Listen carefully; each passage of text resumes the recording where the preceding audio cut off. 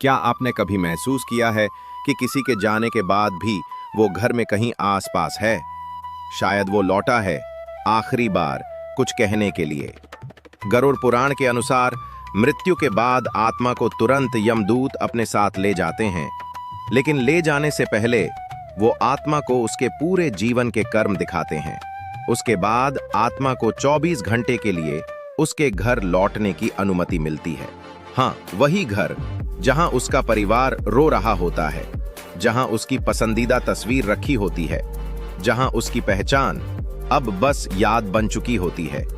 ये आत्मा अपने शरीर में वापस लौटने की कोशिश करती है, अपने प्रियजनों से कुछ आखिरी शब्द कहना चाहती है, मगर यमदूत उसे रोक देते हैं। उसके बाद शुरू होता है 13 दिनों का रहस्यमयी सफर। पहले 10 दिन आत्मा के लिए एक नया सूक्ष्म शरीर बनना शुरू होता है।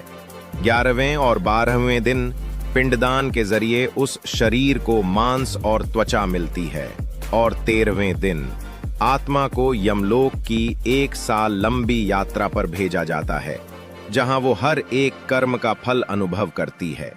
तो अगली बार अगर किसी प्रियजन की मृत्यु हो, तो उनके जाने के 13 दिन सिर्फ शोक के नहीं होते, बल्कि वो होते हैं उनकी आत्मा को शांति और मार्ग दिखाने के। शायद वो वही हैं, तुम्हारे पास अलविदा कहने के लिए रुकी हुई आत्मा। ऐसे ही अद्भुत अनजाने रहस्यों के लिए AI तुलसी को सब्सक्राइब करें, जहां आत्मा की यात्रा कभी खत्म नहीं होती।